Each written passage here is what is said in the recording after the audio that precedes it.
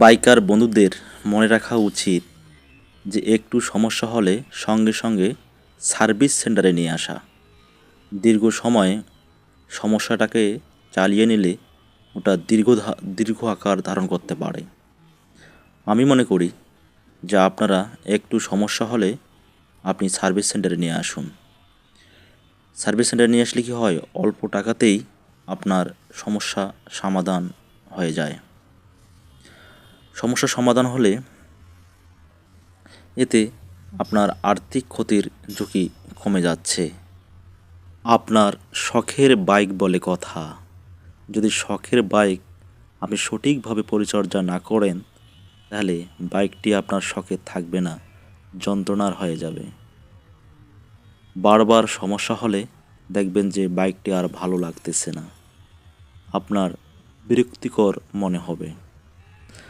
আমি মনে করি যে অল্প সময়ে অল্প সমস্যা সমাধান করা অতি তাড়াতাড়ি করা যায়, আর দীর্ঘ সমস্যা আর্থিক ব্যয়, সময় ব্যয় এবং মন মানসিকতা অন্যরকম হয়ে যায়।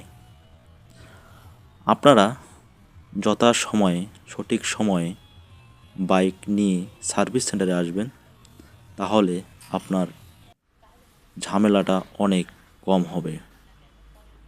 আপনার রোগ হলে আপনি যেমন ওষুধ খান, তেমনি গাড়িরও বিভিন্ন রকম সমস্যা হতে পারে। হয়তো আপনি কম বুঝছেন, কিন্তু 3 মাস পর পর বা 1 মাস পর পর সার্ভিস সেন্টারে নিয়ে আসলেন, দেখবেন ওরা ছোটোখাটো সমস্যাগুলো সমাধান করে দেবে। ছোটোখাটো সমাধান হলে আপনার বাইকের অন্য কোনো সমস্যা না হওয়ারই সম্ভাবনা থাকবে। একটা পার্টস সমস্যা হলে আর একটা পার্টসে এই প্রভাবটা পড়ে।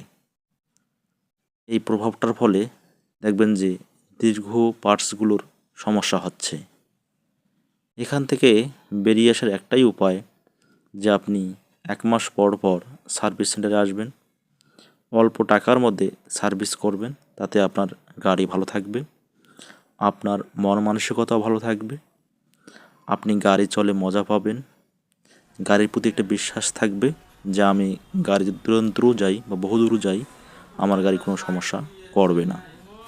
আর গাড়ির মধ্যে যদি ট্রাবল থাকে, আপনার মনে ভয় থাকবে, কখন কী হয়, জার্নি করেও আপনি মজা পাবেন না। আর জার্নি করে যদি মজা না পান, তাহলে কোনো কিছুই আপনার ভালো লাগবে না। যতই আপনি এনজয় করতে যান, যতই আপনি ঘুরতে যান, আপনার মনে ভয় কাজ করবে। এই ভয় থেকে বাঁচতে হলে আপনি সার্ভিস করান। বন্ধুরা, ভালো থাকবেন। আবারও কথা হবে কোনো এক টপিকস নিয়ে। ভালো থাকবেন সব সময়।